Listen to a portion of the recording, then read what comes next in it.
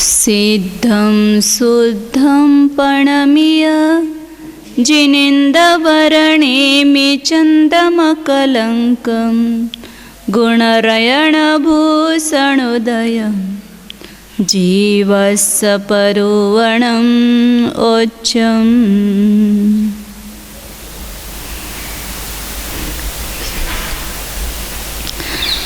अवधि ज्ञान का प्रकरण चल रहा है। उसमें कल नरक और स्वर्ग में अवधि ज्ञान के क्षेत्र का और क्षेत्र का प्रमाण कितना है ये बताया था। तो वहाँ स्वर्गों में हर दो स्वर्गों में अलग अलग विषय बनता है क्षेत्र। अंतिम अनुत्तर विमान में कुछ कम त्रसनाली बताया 432 नंबर गाथा में। और वहाँ पर द्रव्य का प्रमाण कितना है, कितने द्रव्य को जानते हैं, तो उसका एक लाइन में बताया सखेतेय सकम्ये रुवगदम अनंत भागम च। उनका जो अपना अपना जगह अवधि ज्ञान का क्षेत्र है उसमें रुवगदम मतलब एक एक रूप जो है उसको घटाना और अपना जो स्वकर्म है अवधि ज्ञानावरण कर्म उन देवों का मतलब जो संचित हुआ अवधि ज्ञान का जितना प्रमाण है अवधि ज्ञानावरण द्रव्य का उसको एक एक भाग अनंत का भाग देते जाना। जो ध्रुवाहार का भाग का है ना उसका भाग देते जाना और फिर एक क्षेत्र में से एक प्रदेश कम करना। इस प्रकार करते करते संपूर्ण क्षेत्र खत्म हो जाएगा। तो जो अंतिम द्रव्य का प्रमाण आएगा उतने द्रव्य को जानते, उसी का खुलासा अब अगले दो गाथा में करते हैं। या तो एक लाइन में संक्षेप में बताया है उसका ही स्पष्टीकरण आगे 433 और 434 नंबर गाथा में कर रहे हैं, उसको भी पढ़ के फिर अपन देखेंगे। कप्पसुराणं सग सग ओहि खेतं विविशचो वचयम् ओहि दौवपमाणं संठावियधुवहारेण हरे सग सग खेत्तपदेश सलायपमाणं समपदे जाव तत्थतनचरिमखण्डं तत्थतन ओहि सदौवं तु। कल्पवासी देवों का सग सग ओहि खेतम अपना अपना जो अवधि का क्षेत्र है वह और विविससोवचयम ओहि दवपमानम संठाविन। इधर अवधि के क्षेत्र को स्थापन करो और इधर विसरसोपचय से रहित वी लगाए ना उसको, तो विसरसोपचय सहित अवधि ज्ञानावरण कर्म नहीं लेना। विसरसोपचय रहित अवधि ज्ञानावरण कर्म उसका जो उपचय माने संचय उसको मतलब कुछ कम 1.5 गुणा हानि गुणी समय प्रबद्ध वो कितना है अभी देखेंगे। और फिर इन दोनों को स्थापन करके फिर जो अवधि द्रव्य का प्रमाण है उसको ध्रुवाहारेण हरे एक बार ध्रुवाहार का भाग देने पर सग सग खेत पदेश सलाय पमाणम समपदे जाव। अपने अपने क्षेत्र के जो प्रदेशों की शलाका का प्रमाण है मतलब जितने प्रदेश होंगे, जैसे साधर्म और ईशान का कितना क्षेत्र है 1.5 राजू, तो 1.5 राजू को स्थापन करो तो उसके जितने प्रदेशों की संख्या होगी 1.5 घन राजू लेना है। तो उसके जितने प्रदेशों की संख्या होगी वो एक शलाका का प्रमाण हो गया। फिर इधर क्या किया अवधि ज्ञानावरण कर्म का जो द्रव्य है उसको स्थापन किया। तो ध्रुवाहार का भाग देने पर भाग देते जाओ और एक उसमें से कम करना, फिर ध्रुवाहार का भाग देना एक क्षेत्र के प्रदेशों में से कम करना। इस प्रकार जब तक वह शलाका समाप्त होती है तत्थतन चरिम खंडम वहाँ जो अंतिम खंड का प्रमाण आएगा अनंत का भाग कितनी बार दिया, फिर तत्थतन ओहि सदौवम तु वहाँ के अवधि ज्ञानावरण द्रव्य का जो प्रमाण होगा वह अवधि ज्ञान उस उतने सूक्ष्म द्रव्य को उस स्वर्ग के देव जान सकते हैं, अवधि ज्ञान के द्वारा जान सकते हैं। ऐसा यहाँ पर द्रव्य विषय बताया है। इसको अपन बोर्ड पर देखते हैं। तो सानत कुमार है सौधर्म और ईशान का कितना है 1.5 घन राजू। 1.5 घन राजू मतलब 1 राजू लंबा 1 राजू चौड़ा और 1.5 राजू लंबा।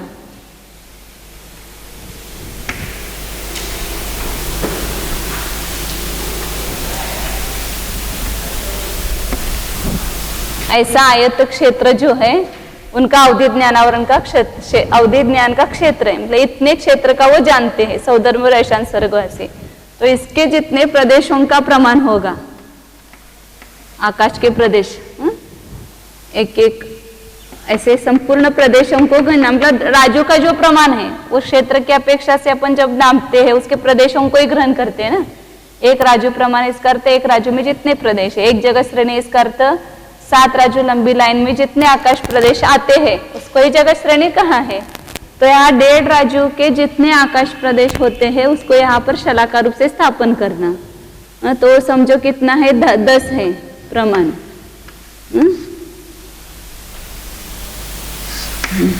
और यहाँ पहले 6 माना है अंक संदृष्टि से, 6 प्रदेश है इसके, ऐसे मानो एक अंक संदृष्टि से। वास्तविक गणित की अपेक्षा से भी दिखाएंगे। और अवधि ज्ञानावरण कर्म जो है वो कितना है, 65,536 है, ऐसा अपन ने माना। तो यहाँ क्या करना, एक बार ध्रुवाहार का भाग देना। तो ध्रुवाहार 2 माना अपन ने, तो कितना आया यहाँ पर 32,768 आया।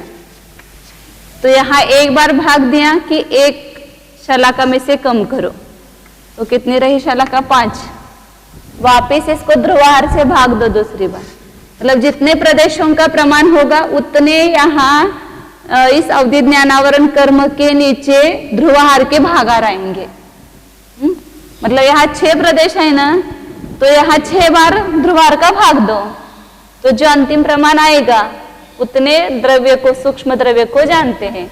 जैसे यहाँ 16,384, वापिस ध्रुवाहार को भाग देंगे, एक में से कम करेंगे, इसमें से जो 4 रह गए, वापिस ध्रुवाहार का भाग दिया तो 8,192 आएगा। फिर 8,192 को ध्रुवाहार से भाग दो तो 4,096 आ गए। फिर इसमें से वापिस एक कम करना, 2 रह गया, वापिस 4,096 को 2 का भाग दिया तो कितना आया, 2,048 आया। एक का वापिस कम किया तो कितना रहा, 1। वापिस 2,048 को 2 का भाग दिया तो 1,024 आया।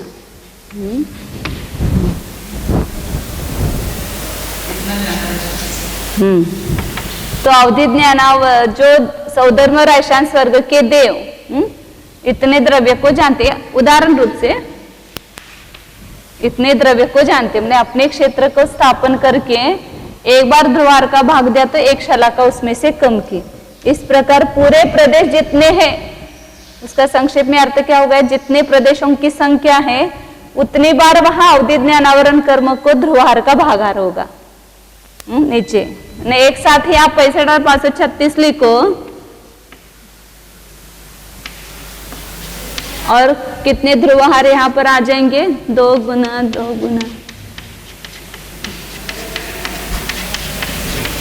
इतने भागार हो जाएंगे। उन्हें प्रदेशों का जितना प्रमाण है उतनी बार ध्रुवाहार को परस्पर रख करके उसको भाग देंगे उससे, तो अवधि जो प्रमाण आएगा उतना यहाँ पर वही रहेगा ना, 1,024।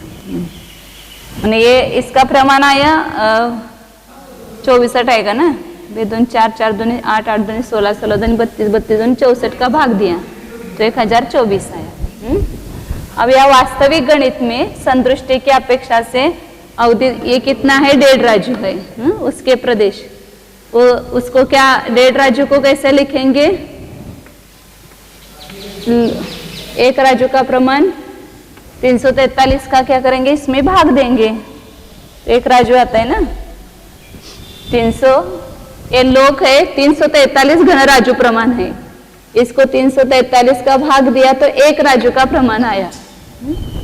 और इसको 1.5 गुना करने के लिए 3/2 से गुना किया। ये तो हो गया उनके अवधि ज्ञान का क्षेत्र।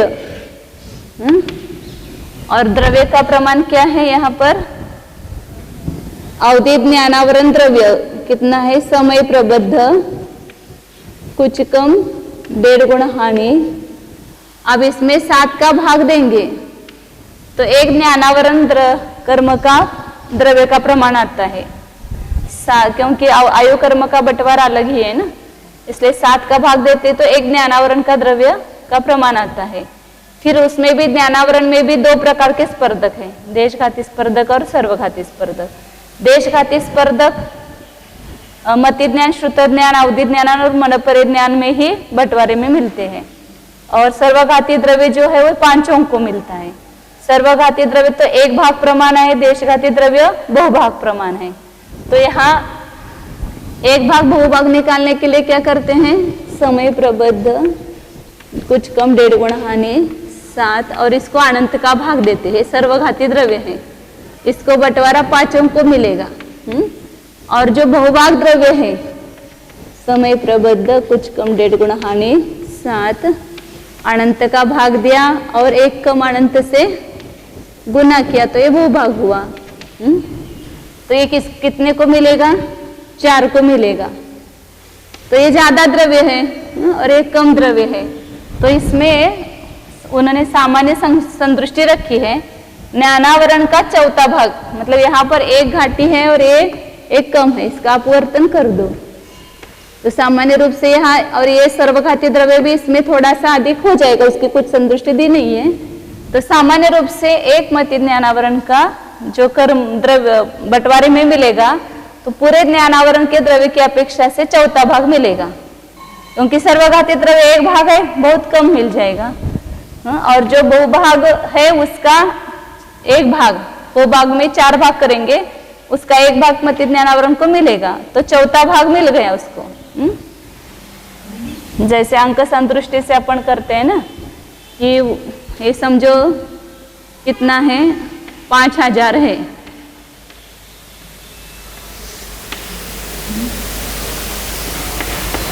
तो इसको 5 का भाग दिया तो कितना आया? 1000 आया, 1 भाग हुआ। और बहुभाग क्या हुआ? 4000 है।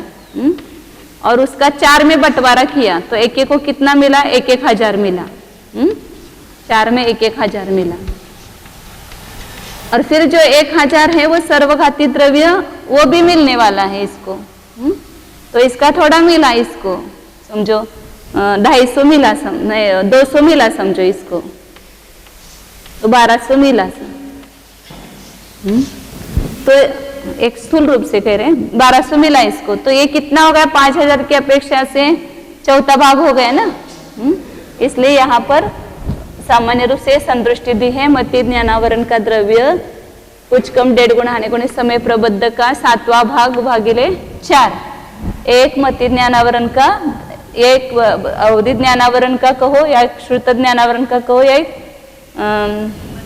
मनपरिज्ञान ज्ञानावरण का कहो, चारों का द्रव्य इतना थोड़ा कम ज्यादा है, क्योंकि उसमें भी बहुभाग में अपिस 1 भाग समभाग ऐसा बंटवारा करते हैं ना हमेशा प्रदेश बंध का, वैसा पहले को ज्यादा मिलता है फिर दूसरे को कम मिलता है, वैसा कम ज्यादा है, लेकिन सामान्य रूप से देखेंगे तो 4था भाग है। इसलिए अवधि ज्ञानावरण का द्रव्य का प्रमाण हुआ विसर्जोपचय रहित। तो यहाँ एक बार ध्रुवार का भाग देंगे तो इसमें से 1 कम करेंगे। इस प्रकार ध्रुवार का भाग देते देते संपूर्ण मतलब इसके जितने प्रदेशों की संख्या है उतनी बार यहाँ इसमें ध्रुवार का भाग होगा। तो सोचो द्रव्य कितना है। ये अनंत है ना, बहुत ज्यादा अनंत है, और ये असंख्यात प्रदेश है। तो असंख्यात बार ध्रुवार का भाग दिया तो भी वहां वो द्रव्य खत्म नहीं होता है, तो भी जो रहेगा उतने द्रव्य को कौन जानते हैं? सौधर्म रायशान स्वर्गवासी देव। इतनी बार ये 9 का भाग कितनी बार होगा? इतनी बार होगा। समझ में? हाँ हाँ हाँ सूक्ष्म द्रव्य को जान सकता है, इससे सूक्ष्म द्रव्य को नहीं जानता है। के स्वर्गों का भी जानना है।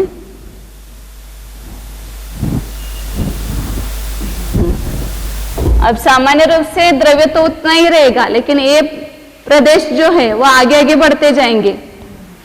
तीसरे चौथे स्वर्ग में कितना वो अवधि ज्ञान का क्षेत्र बताया था, तो वो पहली पृथ्वी तक जानते हैं, पहले नहीं दूसरी पृथ्वी तक जानते हैं, वहां एक राज्य और ऊपर 3 राज्यों, तो कितने राज्यों को जानते हैं? 4 राज्यों को जानते हैं।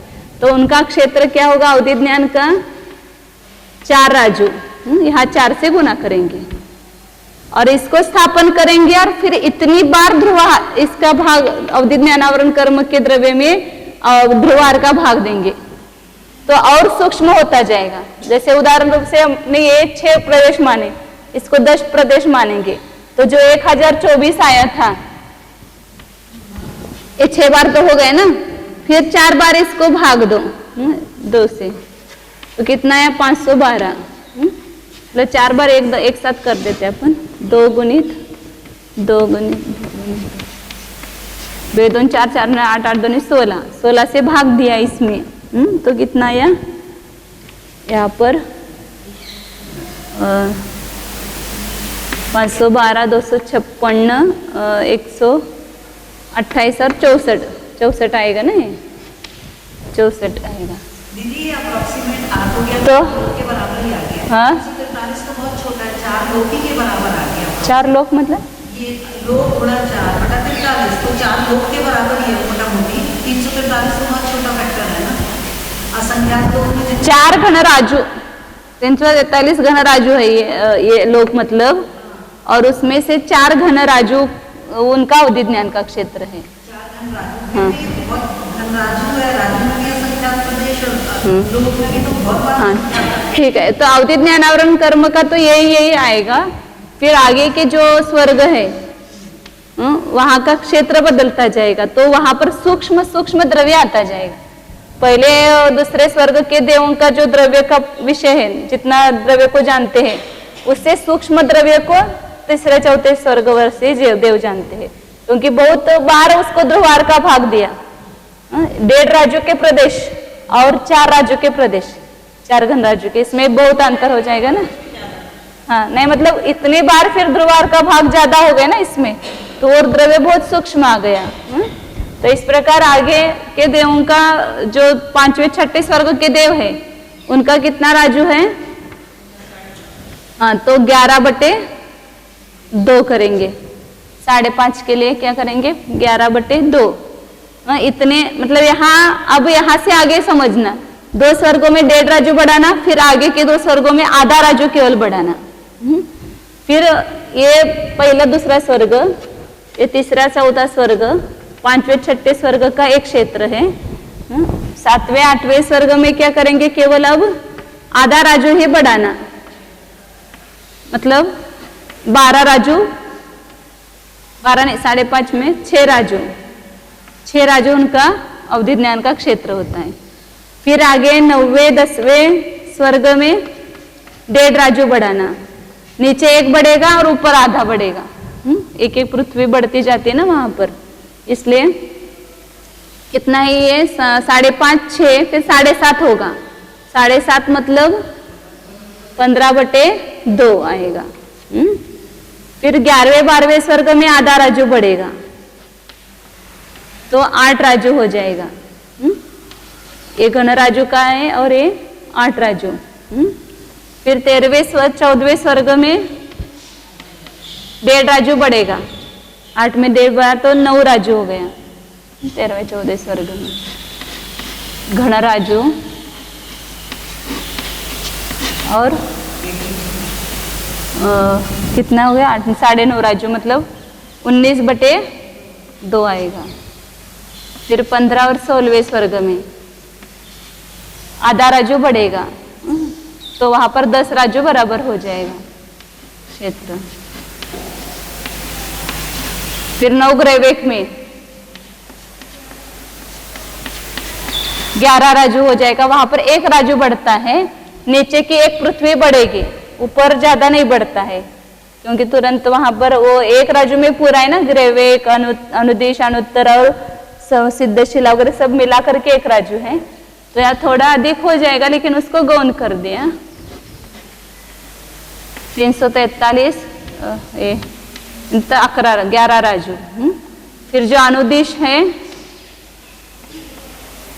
उनका अवधि ज्ञान आवरण का क्षेत्र जो है वह कुछ अधिक 13 राजू है, क्योंकि नीचे सातवीं पृथ्वी तक जानते हैं और ऊपर अपने विमान के शिखर तक जानते हैं। फिर अनुत्तर जो है नीचे वात वलय तक जानते हैं और ऊपर अपने विमान के इस शिखर तक जानते हैं। तो वहां 14 में कुछ कम करेंगे, केवल कुछ कम में क्या किया था, कल किया था अपने, ऊपर के उसके जो है 21 योजन में 425 धनुष्य कम करना, उतना कम करना है 14 राजू में से। कितना कम करना है, 425, 21 योजन में 21 योजन माइनस 425 धनुष्य। तो जो मतलब 20 योजन और 1575 धनुष्य, इतना 14 राजू में से कम करना है। तो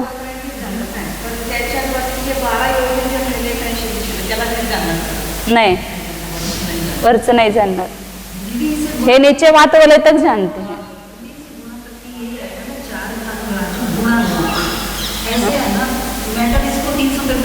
आप इतना क्यों कठिन कर रहे हैं? यहाँ एक लोग को 343 से भाग दिया तो घनराजू आ गया कि नहीं आया, एक घनराजू। अब 4 गुना करने तो घनराजू हो गया, 4 घनराजू। यहाँ पर अपन ये मतलब क्या है, 343 घनराजू है, इसलिए 343 से भाग दिया तो 1 घनराजू का प्रमाण आया। अब उसको 4 से गुना किया तो 4 घनराजू आ गए ना वहां पर। 343 घनराजू में से 4 घनराजू लेना। तो यहाँ पर ये अवधि ज्ञान का क्षेत्र आगे आगे जो है वो बढ़ता जा रहा है, तो वहां द्रव्य का प्रमाण जो है आगे आगे के सर्गों में सूक्ष्म सूक्ष्म होता जाएगा। तो सूक्ष्म सूक्ष्म द्रव्य को वे जानेंगे आगे आगे के स्वर्ग के देव, क्योंकि वहां पर अवधि ज्ञानावरण का क्षोभक्षम अधिक है, तो वह द्रव्य का प्रमाण भी सूक्ष्म होता जाएगा और क्षेत्र का प्रमाण बढ़ता गया है। और काल का वगैरह आगे बताएंगे। अब तो इस प्रकार आप स्वर्गों में अपने अपने अवधि विषय के द्रव्य को बताया।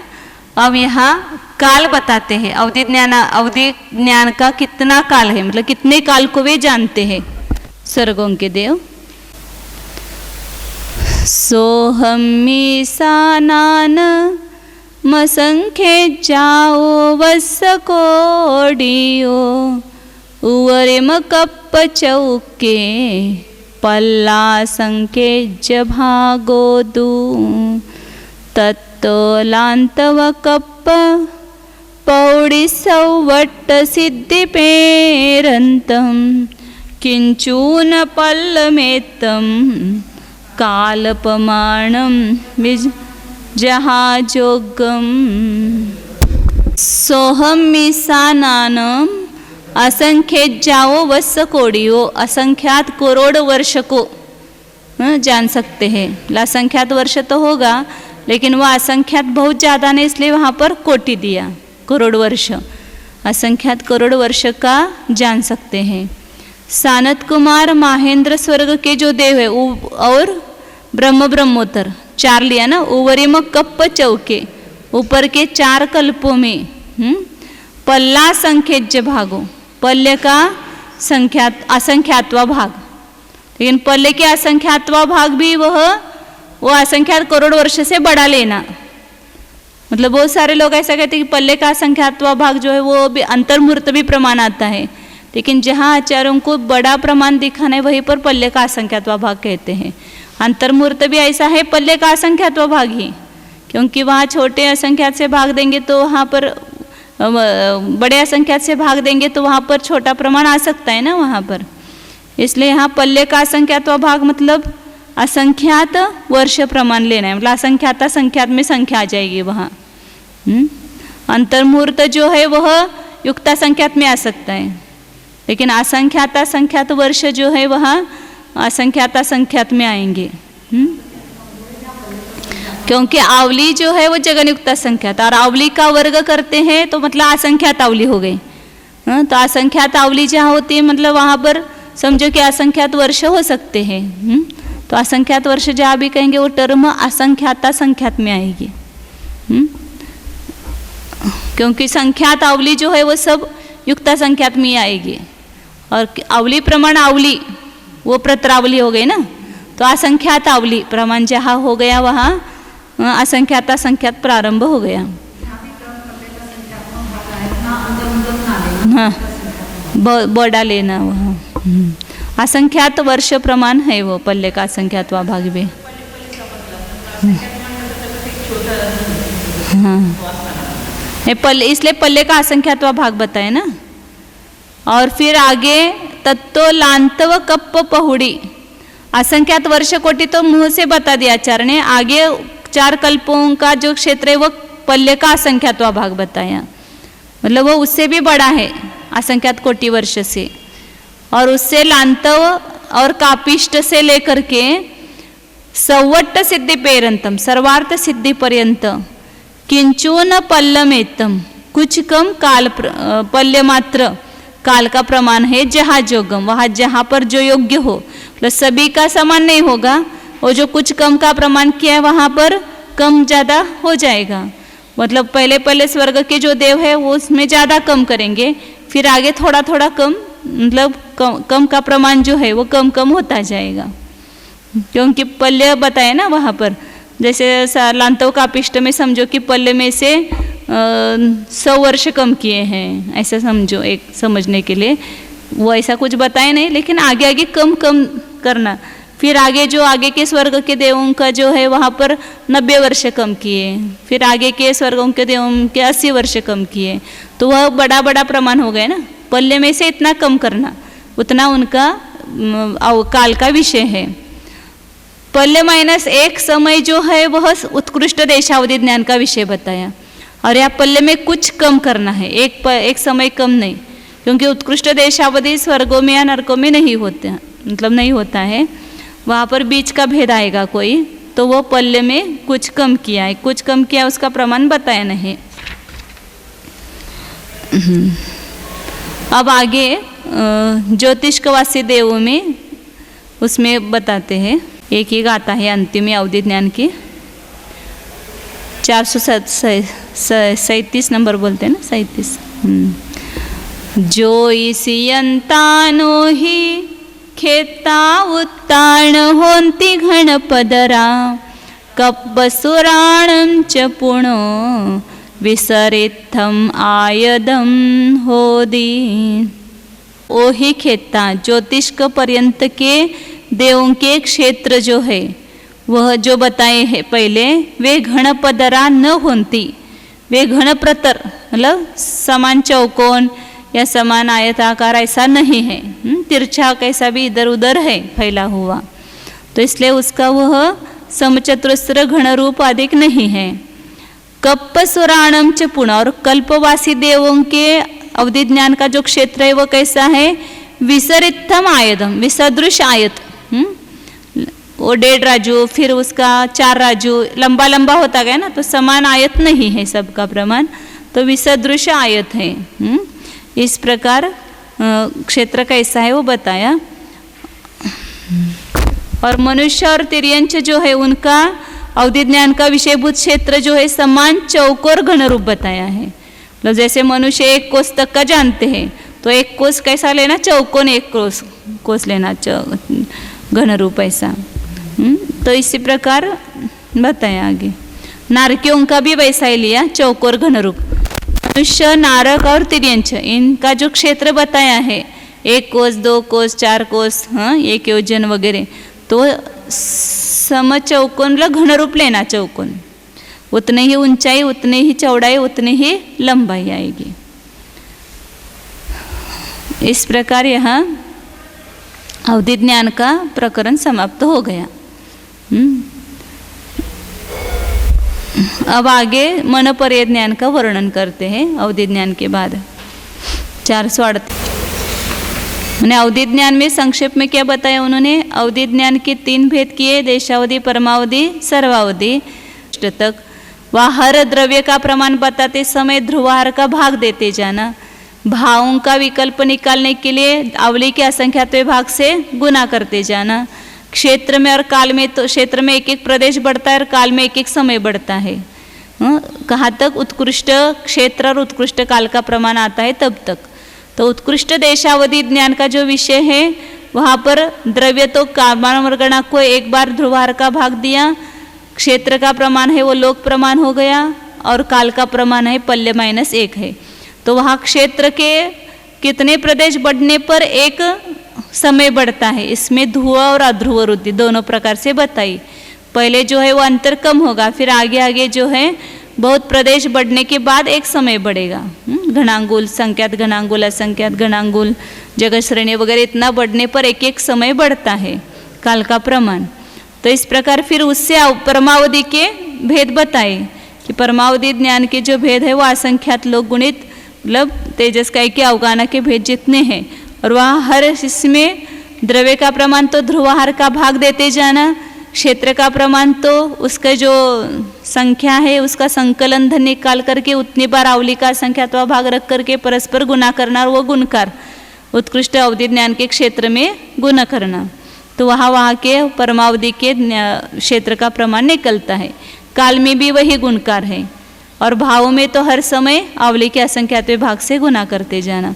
इस प्रकार परमावधि के उत्कृष्ट भेद तक बताया और उसको एक बार असंख्यात लोक से 2 बार असंख्यात लोक गुणित से गुना करते तो सर्वावधि का क्षेत्र आता है, और उतना ही असंख्यात लोक से गुना करते तो काल का प्रमाण आता है।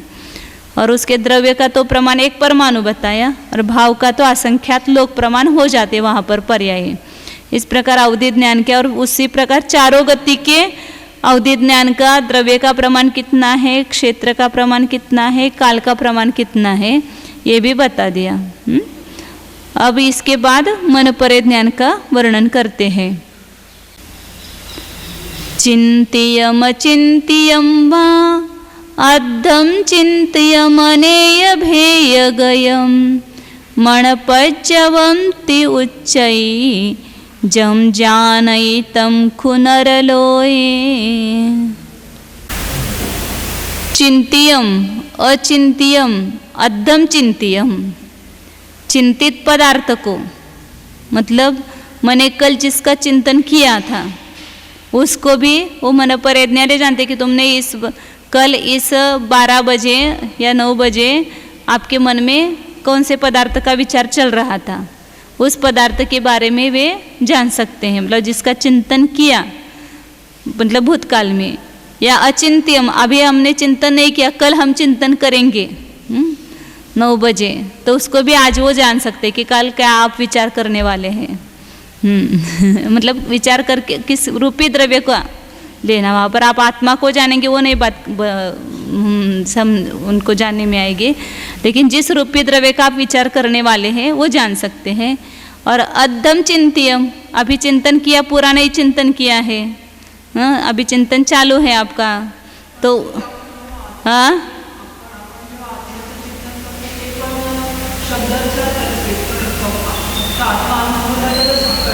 हाँ बरोबर है कि जे सविकल्प चिंतन है उसको जान सकते हैं ना अपन। शब्द, किस शब्द का आपने विचार किया, मैं शुद्ध हूँ, मैं निर्विकल्प हूँ, ये शब्द है, शब्द का आपने विचार किया तो शब्द को जान सकते हैं। अमूर्तिक को नहीं जानता है, मूर्तिक को ही जानेगा केवल, और मूर्तिक के संबंध से अमूर्तिक जो संसारी जीव है उसके बारे में जान सकते हैं। और अद्धम चिंत्यम अर्ध चिंतित मतलब जिसका अभी चिंतन पूरा नहीं किया है, और कैसा है वह अनेय भेय गयम अनेक प्रकार के भेद को प्राप्त, ऐसे मनपज्जवम जम जानई किसमें जानते, नरलोये मनुष्य लोक में, मनुष्य क्षेत्र में ही जानता है, ऐसा यहाँ दिया है। अभी उसके बारे में आगे चर्चा आने वाली है कि उसका विषयभूत जो है वो मनुष्य क्षेत्र लेना या मनुष्य क्षेत्र का जितना विस्तार है 45 लाख योजन उसका वो नियामक है, क्षेत्र का नियामक नहीं, ऐसा आगे खुलासा करने वाले हैं। लेकिन सामान्य रूप से ऐसा सब जगह कहा जाता है कि मनुष्य लोक के बाहर का नहीं जानते हैं, मनुष्य लोक में ही जानते हैं। तो नरलोए है ना, मनुष्य लोक में जम जाने जो जानता है, तम मन पज्जवम उच्चई, उसको मन पर्य कहते हैं। मतलब जो पर के मन में स्थित पदार्थ है उसकी मन संज्ञा है, और उस मन को जो जानता है वो मन कैसा है कि चिंतित है, अचिंतित है या अर्धचिंतित, मतलब मन में स्थित पदार्थ वह तीनों प्रकार का हो तो भी वो विपुल मति की अपेक्षा से बताएंगे ये विशिष्ट क्षोभशम है। तो उसके द्वारा यह भूतकाल में चिंतन किया गया, अभी वर्तमान में चिंतन कर रहे हैं, आगे चिंतन करेंगे, उसको भी जान सकते हैं। ये सामान्य मनोपरि ज्ञान की यहाँ व्याख्या दी है।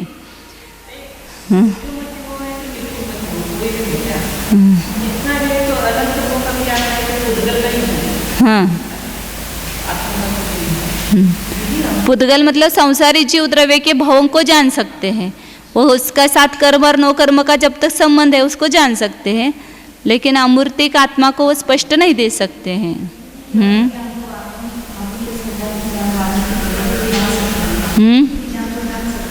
क्या? नहीं, रूपी द्रव्य को ही जाने, अवधि ज्ञान भी रूपी द्रव्य को ही जानेगा और मनोपरि ज्ञान भी रूपी द्रव्य को ही जानेगा। आगे 439 नंबर गाता है।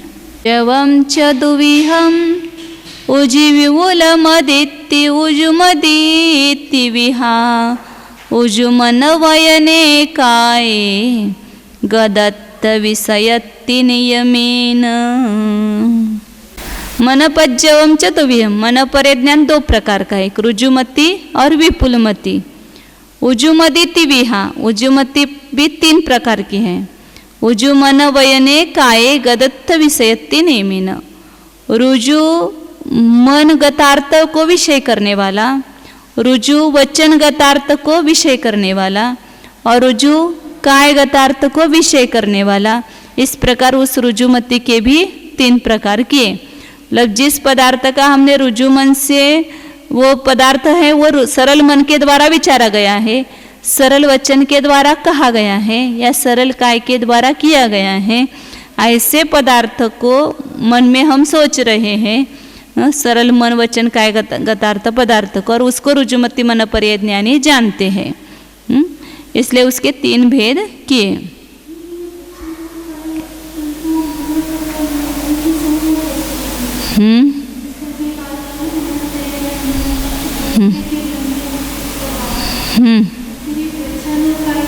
नहीं, हमने जो मन में हम विचार का कर रहे हैं, आपने जो सरल वचन के द्वारा कुछ बोला है उसका विचार मैं कर रही हूँ, उसको मनोपरि ज्ञानी जानेंगे। हाँ, मतलब नमिता दीदी ने बहुत अच्छा मतलब वचन बताया है, मतलब या सरल वचन से कहा है और उसका मैं विचार कर रही हूँ, और उसको वो रुजुमति मनोपरि ज्ञानी जानेंगे। रुजु काय के द्वारा आपने कुछ क्रिया की है और उसको मैंने जाना, मतलब मन में मैं उसका विचार कर रही हूँ, उसको मनोपरि ज्ञानी जानेंगे।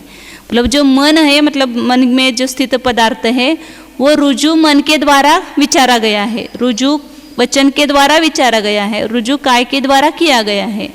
ऐसे शब्द आते हैं ना, इसमें भी होगा रुजु काय वांग मन कृत अर्थस्य, इनके द्वारा किया गया जो अर्थ है उसको, वो परकीय मन में स्थित है। रुजु मन वचन कायगत पदार्थ दूसरे के मन में गया हुआ है, मतलब स्थित है, उसको जानने से उससे उत्पन्न हुई जो बुद्धि है उसको रुजुमति ऐसा कहते हैं। हाँ?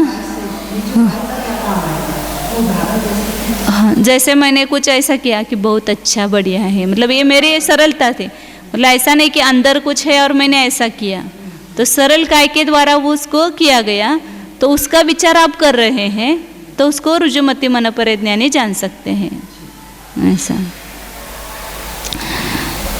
तो यहाँ पर ये रुजु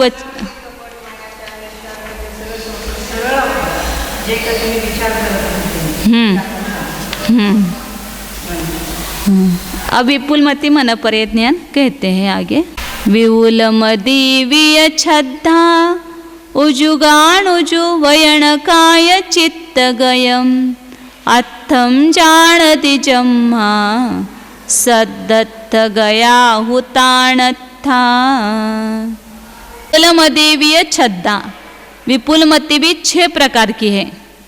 वहाँ पर जैसे रुजुमति ने विषय किया था, रुजु मनोगतार्थ विषय, रुजु वचनगतार्थ विषय और रुजु कायगतार्थ विषय, ये तो 3 है ही।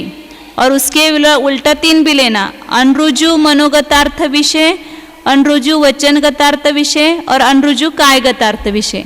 मतलब जो मैं विचार कर रही हूँ किसका, आपने जो कुटिल वचन बोले थे उसका मैं विचार कर रही हूँ, तो उसको विपुलमति जान सकते हैं। मतलब कुटिल वचनगत पदार्थ को विषय करने वाला जो मन है उसको विपुलमति जान सकते हैं, लेकिन रुजुमति नहीं जान सकते हैं। हाँ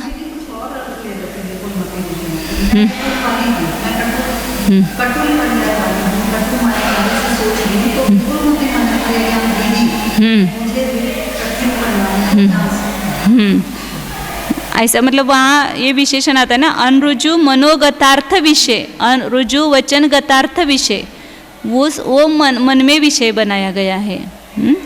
और अनरुजु वचन के द्वारा बताया गया कोई विषय है, उसको जानने वाले मन को वो मनपरेय ज्ञानी, विपुलमति मनपरेय ज्ञानी जानते हैं।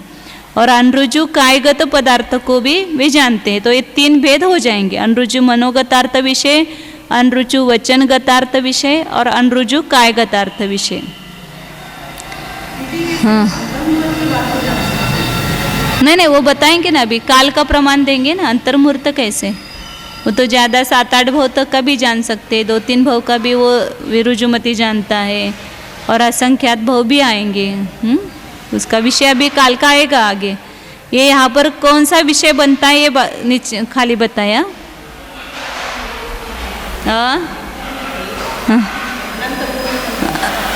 अनंत भव, अनंत विषय नहीं होता है अवधि ज्ञान, इसका मनपरेय ज्ञान का अनंत, मनपरेय ज्ञान का भी अनंत भव विषय नहीं हो सकता है। अनंत ही केवल ज्ञान का ही विषय है, ये स्पष्ट जान रहे ना। यहाँ पर प्रत्यक्ष जानने की बात है। तो अवधि ज्ञानी और मनपरेय ज्ञानी जो है वो प्रत्यक्ष से इतने भवों को जान सकते हैं। मतलब जो आगे आगे बताएंगे, अभी तब चर्चा करेंगे। तो यहाँ पर ऐसा ये उदाहरण दिया, देखो इसमें उन्होंने कि जो किसी ने क्या किया, रुजु वचन के द्वारा उत्पन्न हुआ जो पदार्थ है उसको उसने बोला, फिर रुजु काय के द्वारा निष्पन्न हुए पदार्थ को उसने किया, और भूल करके वो कालांतर में स्मरण करने के लिए असमर्थ हो गया। तो आकर के कोई पूछता है अथवा चुप बैठता है तो वो रुजुमति मनपरेय ज्ञान जान लेता है, ऐसा कहा मैं उसको। हाँ ये रुजुगति मनपरेय ज्ञान के लिए कारण बताए कि वह यह मति ज्ञान जो है पूर्वक होगा। मतलब पहले यह मति ज्ञान होगा, जानने की इच्छा या जिज्ञासा होगी, और उस पूर्वक मनपरेय ज्ञान होता है। इसलिए मति ज्ञान पूर्वक होने से इसको इसके पूर्व दर्शन नहीं होता, ऐसा कहा ना। लेकिन यहाँ पर उन्होंने दिया है कि रुजु मनपरेय ज्ञान के लिए वहाँ पर मतलब यहाँ क्या दिया कि सरल मन से निष्पन्न व्यक्ति ने त्रिकालवर्ती पदार्थों के विषय में चिंतन किया। मतलब मैंने सरल मन से ही चिंतन किया, सरल वचन से निष्पन्न होते हुए उन पदार्थों का कथन किया, और सरल काय से निष्पन्न होकर उनको किया, मतलब शरीर के द्वारा। फिर वह कालांतर में भूल गया कि मैंने क्या विचार किया था, मैंने क्या वचन बोला था, या मैंने कैसे क्रिया की थी, वो भूल गया। फिर वह स्मरण करने के लिए मतलब स्मरण करता है, तो वह उसके मन में तो वो उसके बारे में सोचने का ये चल रहा है, लेकिन वो नहीं जान सका।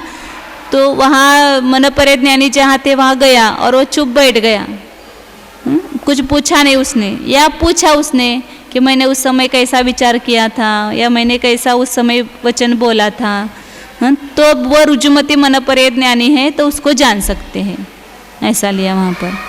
और या विपुलमति वाला जो है सरल या कुटिल मन वचन काय से किए गए जो त्रिकालवर्ती पदार्थ है उनका हम विचार कर रहे हैं, तो उसको दोनों को भी वे जान सकते हैं।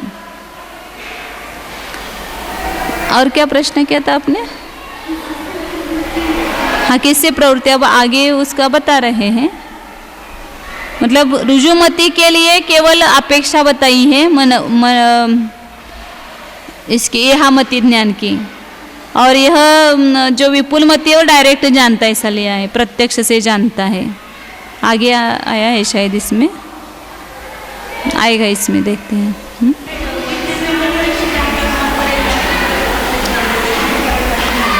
अवधि ज्ञान भी प्रत्यक्ष जानता है, लेकिन मनपरे ज्ञान दूसरे के मन में स्थित विचार, जिस पदार्थ का विचार कर रहा है उस पदार्थ को जानेगा, और अवधि ज्ञान दूसरे के मन में स्थित पदार्थों को नहीं जानेगा।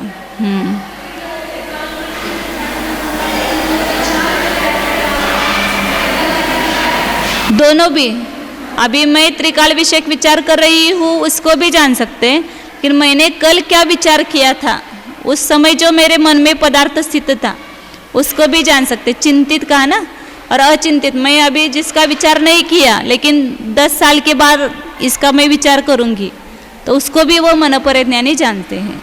ऐसा दोनों कहा ना, चिंतित, अचिंतित और अर्धचिंतित।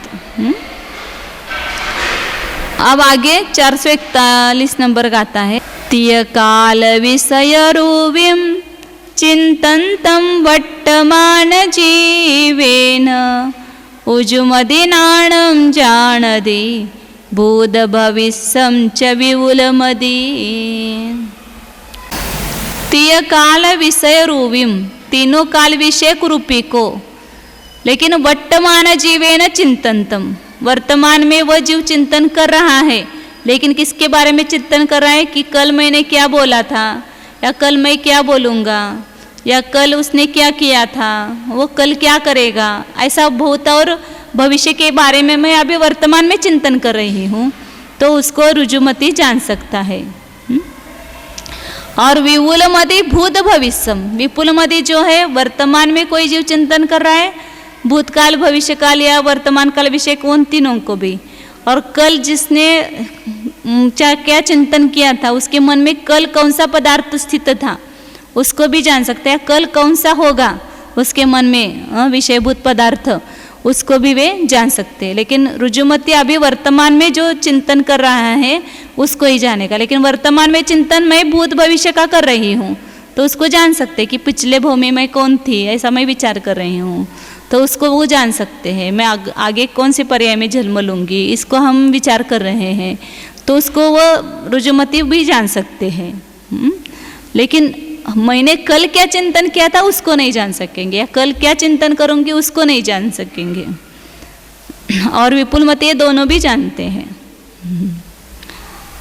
आगे 442 नंबर का। सौवंग अंग संभव चिन्नादुपज्जदे जहा हो ओहि मन पज्जवं च दौवम नादो उपज्जदे नियमा। सौवंग अंग संभव चिन्नात उपज्जते जहा होई, जिस प्रकार अवधि ज्ञान सर्वांग अंग से उत्पन्न चिन्हों से, मतलब अपने शरीर में संभव जो शंख इत्यादि जो शुभ चिन्ह है वहाँ से अवधि ज्ञान होता है उत्पन्न, तो संपूर्ण अंगों में कहीं से भी होता है। लेकिन मनपरे ज्ञान जो है वह दव्व मनादो, जहाँ पर द्रव्य मतलब अपने हृदय के स्थान में जो द्रव्य मन है वही से मनपरे ज्ञान की उत्पत्ति होती है। जैसे अपन आँख से चक्षुरिंद्रिय का ज्ञान होता है, कान से उसका होता है, तो मनपरे ज्ञान की उत्पत्ति वहाँ जो द्रव्य मन है वहाँ पर जो मनपरे ज्ञानावरण कर्म का ये द्रव्य है वहाँ का क्षोभशम हो करके वहाँ से उसकी उत्पत्ति होगी। इस प्रकार द्रव्य मन से उत्पन्न होता है मनपरे ज्ञान, मतलब उत्पत्ति का स्थान बताया वहाँ। मतलब द्रव्य मन इस अपेक्षा से मन की अपेक्षा वहाँ बताई है मनपरे ज्ञान में। अब वो द्रव्य मन कहाँ पर होता है, कैसा होता है, उसका आकार क्या है, ये बता रहे हैं। हि दिहो दिहु दौवमणम वियसिय अट्ट छदार विंदम वा अंगो वंगु दयादो मनवगण खंददो नियमा। द्रव्य मन कहाँ है? हृदय मतलब हृदय, हृदय में होता है।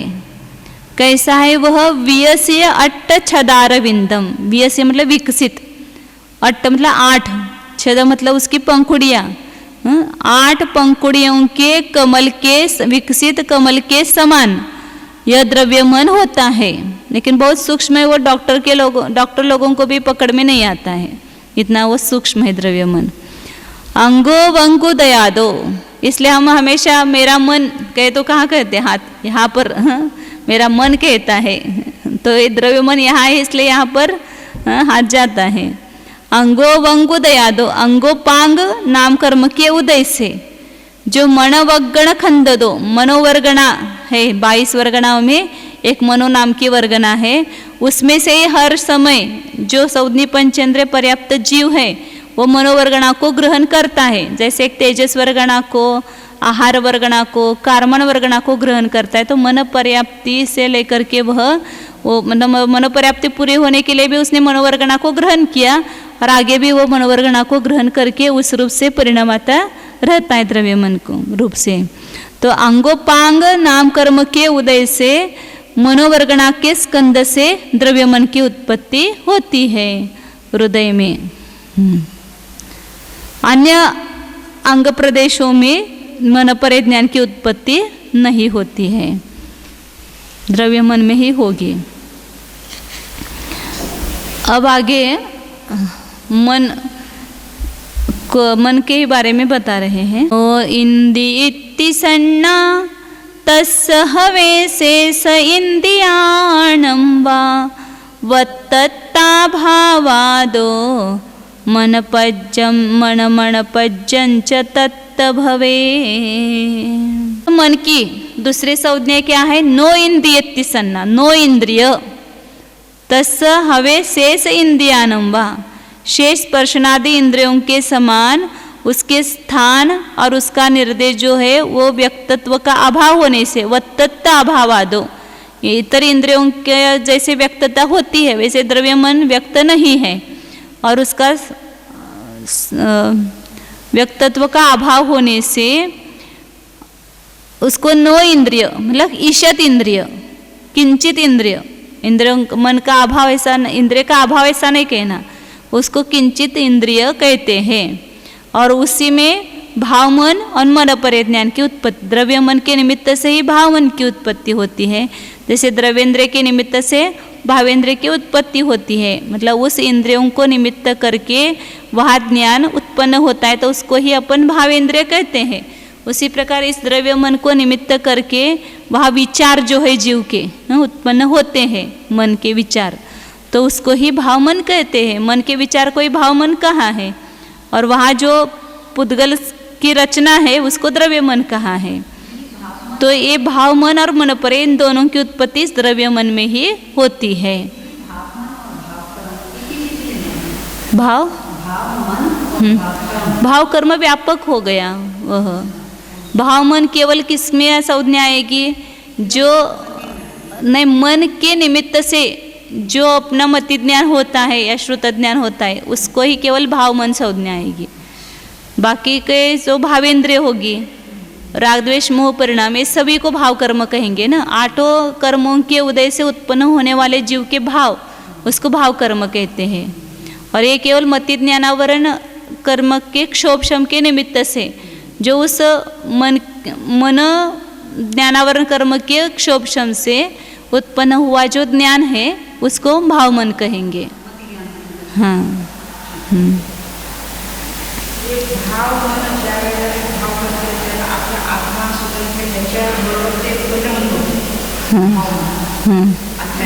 भाव मन उसी को कहना कि मन के द्वारा हमने जो जाना उसको भाव मन कहना। और द्रव्य मन निमित्त है और भाव मन वहाँ पर ज्ञान रूप पर्याय हो गई। भाव मन यह ज्ञान के क्षौपशमिक पर्याय है, पर्याय, उसको भाव मन कहेंगे न। लब्ध्युपयोगो भावेंद्रियम, हाँ, निवृत्ति उपकरण द्रव्येंद्रियम, ऐसा कहा। आगे अब ये मन परे ज्ञान का स्वामी बता रहे कि किनको होता है मन परे ज्ञान। 485 है जितना वो विभाव पर्याय अपेक्षा से लिया। मनपज्जवं च नानं सत्तसु विरदेषु सत्त इड्ढीनम् एगादिजुदेषु हवे वड्डंत विशिष्ट चरणेषु। अगर देखते तो उसका अस्तित्व 6ठे गुणस्थान से लेकर 12वें गुणस्थान पर्यंत है।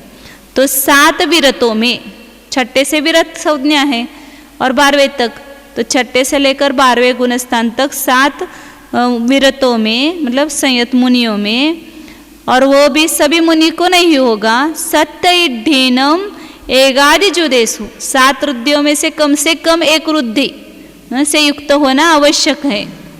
7 रुद्धि हो तो उनको हो सकता ही है, लेकिन कम से कम 1 रुद्धि तो उनको चाहिए ही। और वह भी वड्डंत विशिष्ट चरणेषु, और उनका चरित्र कैसा है? वर्धमान विशेष विशुद्धि से संयुक्त है, घटती हुई विशुद्धि नहीं है। उनका चारित्र कैसा है? वर्धमान है। ऐसे वर्धमान विशिष्ट चारित्र वाले विरतों में ही मनपरे ज्ञान की उत्पत्ति होती है।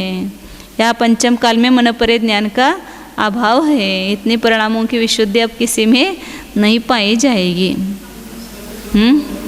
अवधि ज्ञान का निषेध नहीं किया है, अवधि ज्ञान हो सकता है, लेकिन उसका भी क्षोभ क्षमप कभी ही है ऐसे।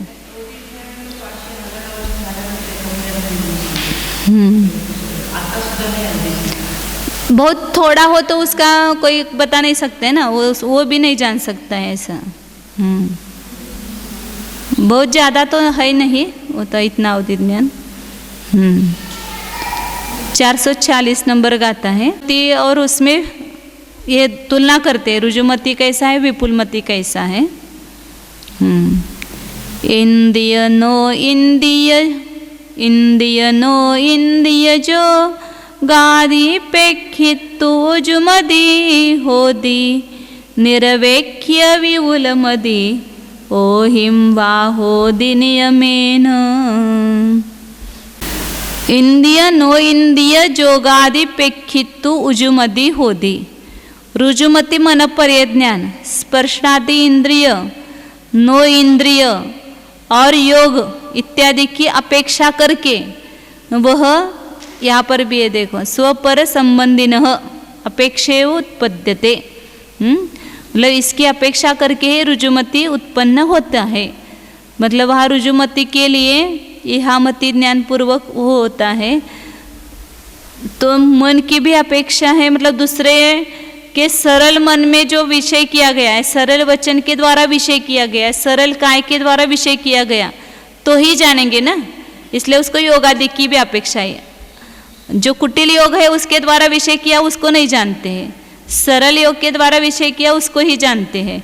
तो इसलिए वहाँ पर योग की भी अपेक्षा आ गई, इस अपेक्षा से दिया है। और मन की भी अपेक्षा है। लेकिन जो विपुल मदि आप कुटिल हो या रुजु हो, उसकी कोई अपेक्षा नहीं है, सभी को जानता है। इसलिए उसकी अपेक्षा न करके, इंद्रिय नो इंद्रिय योगादि की अपेक्षा न करके अवधि ज्ञान के समान नियम से जानता है।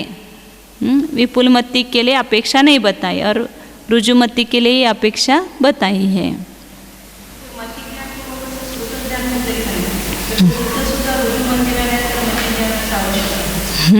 ऐसे होता है वो पूर्वक, ऐसा कहते हैं ना, इहामति ज्ञान पूर्वक। इहामति ज्ञान के द्वारा मुझे जानने की जिज्ञासा हुई, किसके मन में किस पदार्थ का विषय चल रहा है, ऐसी जिज्ञासा पैदा हुई, तब वहाँ पर डायरेक्ट मन परे ज्ञान प्रवृत्त हुआ। वहाँ अवय और धारणा नहीं, इहामति ज्ञान हुआ, फिर उसके बाद मन परे ज्ञान हुआ। लेकिन वह रुजुमति और विपुलमति दोनों को होगा। यहाँ पर जो अपेक्षा बता रहे हैं ना, वह मुझे तो ऐसा लग रहा है कि वह रुजुमति और अनरुजु की अपेक्षा है ना। वहाँ पर रुजु मनोवचन काय हो तो ही उसको जान सकता है, और जो विपुलमति है रुजु हो या अनरुजु हो दोनों को जान सकता है। इसलिए उसको कोई अपेक्षा नहीं है कि ऐसा ही होना चाहिए ऐसा। इसलिए यहाँ पर क्या बताया उन्होंने कि रुजुमति मन परिज्ञान स्पर्शनादि इंद्रिय नो इंद्रिय और मन वचन काय इन योगों की अपेक्षा करके ही उत्पन्न होता है। और विपुलमति मन परिज्ञान अवधि ज्ञान के समान उनकी अपेक्षा न करते हुए भी उत्पन्न होता है। अब आगे रुजुमति और विपुलमति में और भेद बताते हैं। से विपुलमति में विशुद्धि अधिक है और रुजुमति प्रतिपाती है और विपुलमति प्रतिपाती नहीं है। नियम से चरम शरीरी को ही विपुलमति मन परिज्ञान होगा। रुजुमति जो है वो चरम शरीरी को भी हो सकता है या बिना इसके भी हो सकता है। पड़िवादी पुण पड़मा अपड़िवादी होदी विदियाहूँ शुद्धो पड़मो बोहो शुद्ध तरो विदिय बोहो दू। पड़मा पुण पड़िवादी, पुनः प्रथम मतलब रुजुमति जो है वो प्रतिपाती है, मतलब प्रतिपाती ही है ऐसा नियम नहीं, लेकिन नष्ट हो सकता है, वो नष्ट नहीं भी हो सकता है, आगे भी जा सकता है, लेकिन यदि उसका च्युत होने का चांस है तो उसको प्रतिपाती कहा है। और विदिया अपड़ेवादी होदी, द्वितीय जो विपुलमति मनपरे ज्ञान है वो अप्रतिपाती है, मतलब वह मनपरे ज्ञान नष्ट नहीं होता है, मनपरे ज्ञान केवल ज्ञान तक रहता है। शुद्धो पड़मो बोहो, प्रथम ज्ञान जो है वो शुद्ध है, लेकिन विदिय बोहो शुद्ध तरह उससे भी विशुद्ध कौन है, दूसरा ज्ञान मतलब विपुलमति मनपरे ज्ञान है। आगे दिया है और आगे देते हैं।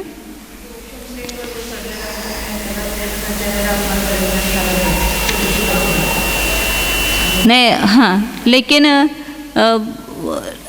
वो विपुलमति उपशम श्रेणी नहीं चढ़ता ऐसा कुछ बात नहीं, उपशम श्रेणी चढ़कर उतर के वापिस शपक श्रेणी चढ़ सकता है वह। नहीं संयम से च्युत नहीं होंगे, विपुलमति वाले जो है वो संयम से च्युत नहीं होंगे और मोक्ष चले जाएंगे उसी भव में, लेकिन रुजुमति जो है वह उसी भव से मोक्ष जा भी सकते नहीं भी सकते हैं। तो यहाँ पर हाँ अर्धपुद्गल परावर्तन काल भ्रमण कर सकते हैं।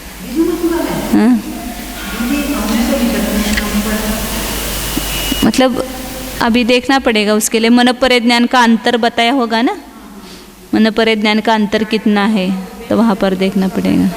परमन सिद्धिय मठम इहा मदिना उजुठियम लहिय पच्चा पच्चखे नय हुजु मदीना जान दे नियमा। रुजुमति जो है वह परमन से ठियम अट्ठम, पर के मन में स्थित पदार्थ को पहले इहा मदीना उजुठ्यम, कैसा दूसरे के मन में स्थित पदार्थ कैसा है, रुजु स्थित है, और उसको इहा मति ज्ञान के द्वारा प्राप्त करके, आप मन में क्या विचार करें, मैं ये पहले इहा मति ज्ञान के द्वारा सोचूंगी, फिर उसके बाद पच्छा पच्छक के न रुजुमदीना जान दे, फिर उसके बाद प्रत्यक्ष से रुजुमति के द्वारा नियम से जानता है। मतलब पहले यहाँ मति ज्ञान होगा फिर रुजुमति ज्ञान उत्पन्न होगा। अब विपुल मति कैसे होता है वो बताते हैं आगे। चिंत्यम चिंत्यम वा अद्दम चिंत्यम अनेयभेय गयम ओहिम वा विपुलमदि लहि ओण विजाणये पच्छा। चिंतित, अचिंतित या अर्धचिंतित और अनेक भेदगत परकीय मनोगत अर्थ को पूवम लब्धा, मतलब उसको पहले प्राप्त करके फिर किसके समान, अवधि ज्ञान के समान, वह पच्छा भी जाने, फिर उसके बाद विपुलमति मनपरे ज्ञानी प्रत्यक्ष जानता है। मतलब वहाँ यह मति ज्ञान नहीं लेना क्या, ऐसा अर्थ लगता है ना, पहले खाली जान करके प्राप्त करके केवल ऐसा कहा, पूवम लब्ध्वा, पर मनोगतार्थ विषय को पहले प्राप्त करके फिर विपुलमति मनपरे ज्ञान अवधि ज्ञान के समान प्रत्यक्ष से जानता है। यह मति ज्ञान का प्रयोग किया नहीं, लेकिन फिर उसके पहले दर्शन मानना पड़ेगा या श्रुत ज्ञान, श्रुत ज्ञान पूर्वक मनपरे ज्ञान होगा।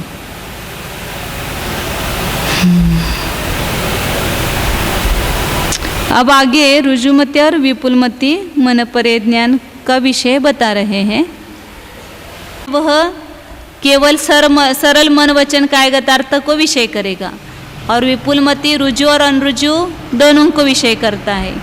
रुजुमति जो है केवल वर्तमान जीव के द्वारा चिंतन किया गया उसको ही जानता है, और ये विपुलमति चिंतित, अचिंतित और अर्धचिंतित को भी, या वर्तमान में चिंतन कर रहा है उसको भी जान सकते हैं, त्रिकाल विषयक। फिर इंद्रिया, मन और योग की इसको अपेक्षा है, लेकिन विपुलमति को किसी की अपेक्षा न करके ही जानता है। रुजुमति मनपरे ज्ञान विशुद्ध है, लेकिन उससे विशुद्धतर विपुलमति मनपरे ज्ञान है। रुजुमति प्रतिपाती है और ये अप्रतिपाती है। यहाँ पहले यहाँ मति ज्ञान से जानकर पश्चात रुजुमति से प्रत्यक्ष जानता है, और यह केवल अर्थ को प्राप्त करके फिर प्रत्यक्ष से जानता है।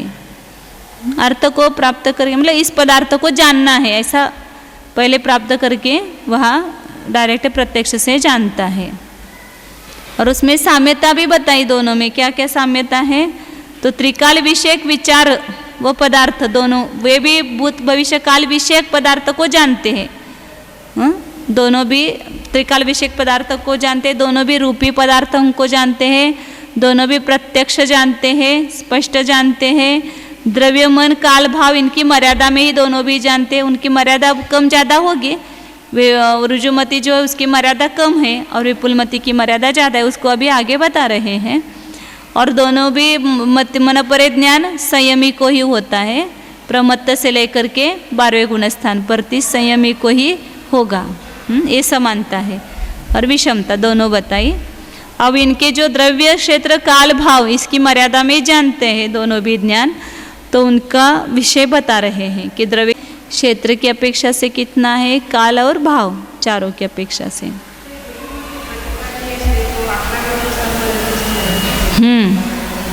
आगे नहीं जा भी सकता, ऐसा कोई नियम नहीं मेरे मतलब कैसे। अब जैसे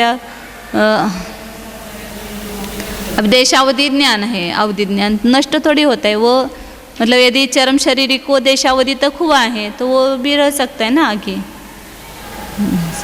इसी प्रकार रुजुमति जो है वो भी रह सकता है, लेकिन गिर भी सकता है। आगे 450 नंबर का आता है। दौवम खेतम भावम पडिजीवलक्ष्यम। परत एक मिनट। दौवम खेतम कालम भावम पडिजीवलक्ष्यम रुविम रुजविवुलमदि जानति वरर अवरवरम मज्जिमं च तहा। दौवम खेतम घालम भावम पड़े, द्रव्य, क्षेत्र, काल और भाव के प्रति जीवलक्ष्यम मतलब जीव के द्वारा चिंतित किया गया, लक्षित किया गया। डायरेक्ट रूपी को नहीं जानता है, जीव उसका विचार करे तो उसको जान सकता है मन परिज्ञान। जो मन में स्थित नहीं है उसको नहीं जानता, मन में स्थित नहीं उसको तो अवधि ज्ञान जानता है। तो जीवलक्ष्यम रूपिम, जीव ने लक्षित किया हुआ जो रूपी पदार्थ है, मन के द्वारा चिंतन किया गया रूपी पदार्थ, उसको रुजुमति ज्ञान भी जानता है और विपुलमति मनपरे ज्ञान भी जानता है। अवरवरम मध्यमम चता, उसमें जगन्य, उत्कृष्ट और मध्यम ऐसा भेद है। जगन्य रुजुमति ज्ञान कितना जानेंगे, उत्कृष्ट मति विपुल रुजुमति कितना जानते हैं, ऐसे अलग अलग यहाँ पर ये बताएंगे।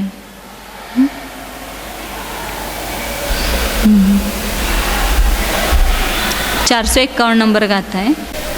अवरम दौव मुरालिय शरीर निच्छिन्न समयबद्धम तु चक्षुन्द्रिय निच्छिन्नम उक्कसम उजुमदिस्सहवे। उत्कृष्ट द्रव्य विषय बताया। कितने द्रव्य को रुजुमति मनपरे ज्ञानी जानते, तो कम से कम कहा उरालिय शरीर निज्जिन्न समयबद्धम, औदारिक शरीर से निर्जीर्ण समय प्रबद्ध को, एक समय में संपूर्ण औदारिक शरीर में से जितने कर्म परमाणु की निर्जरा होती है, कर्म नहीं नो कर्म परमाणु की निर्जरा होती है, उसको कहते हैं औदारिक शरीर निर्जीर्ण समय प्रबद्ध। एक समय प्रबद्ध का ही बंध होता है और एक समय प्रबद्ध की ही निर्जरा होती है।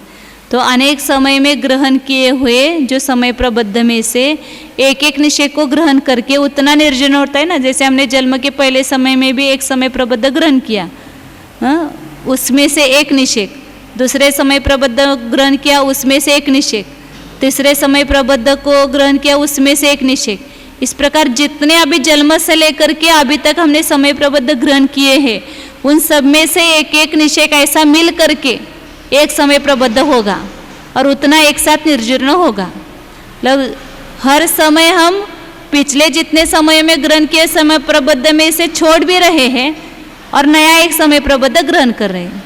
तो नया समय प्रबद्ध तो एक साथ ग्रहण किया, उसका जो है निर्जरा क्रम क्रम से होगी। और एक समय में कितनी निर्जरा होगी, तो सब समय प्रबद्धों में से एक एक निषेक वहाँ पर प्राप्त होगा। जैसे कर्म की रचना, ऐसे अवतारी शरीर की भी निषेकों की रचना है। उसकी गुणहानियाँ वगैरह सब आए थे ना पहले कर्मकांड में। तो यहाँ बता रहे कि औदारिक शरीर से निर्जीर्ण जो समय प्रबद्ध है, एक समय में जितना खिरता है पूरे औदारिक शरीर से, हाँ, उसको कहेंगे एक औदारिक शरीर निर्जीर्ण समय प्रबद्ध। वह जगन्य से उतना जानता है, अवधि ज्ञान है मन रुजुमति मन परे ज्ञानी। और उक्कसम उजुमदिस चकुंदे निज्जिनम, उत्कृष्ट रुजुमति ज्ञानी जो है, मतलब रुजुमति ज्ञान का जो उत्कृष्ट भेद है, उसका द्रव्य विषय कितना है, तो केवल यहाँ चक्षुरिंद्र जो है अंदर छोटी इतनी, ये बड़ी नहीं इतनी, ये सब घनांगुल का संख्यात्वा भाग हो जाएगा। जो अंदर जो चक्षुरिंद्र वो घनांगुल का असंख्यात्वा भाग है, वो भी नहीं उस, हाँ, वो आप देख ही नहीं सकते उसको, हाँ, लेकिन उसको वो विषय नहीं हो सकता है क्योंकि वो घनांगुल का असंख्यात्वा भाग है, छोटा है। हाँ? ये तो बाहर के उपकरण है सब, निवृत्ति और उपकरण है सब। तो चक्षुरेंद्रिय के द्वारा निर्जीर्ण उतने प्रदेशों में से जितने औदारिक शरीर समय प्रबद्ध खिरेंगे उसको उत्कृष्ट रुजुमति ज्ञानी जान सकता है। तो उसका प्रमाण दिया है यहाँ पर। तो यहाँ एक समय प्रबद्ध का प्रमाण क्या लिखेंगे, समय और मध्यम लेना है इसलिए असंख्यात गुना किया, तो एक समय प्रबद्ध इतना होता है। और अब यहाँ पर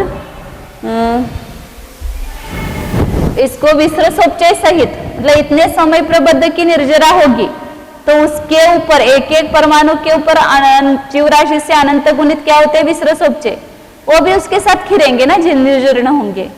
इतने प्रदेश अपने से अलग हो गए मतलब वो औदारिक रूप नहीं रहे, तो उसके ऊपर जो विसर्जोपचय है वो भी उसकी भी निर्जरा हुई, इसलिए यहाँ विसर्जोपचय सहित निर्जरा का प्रमाण लिया।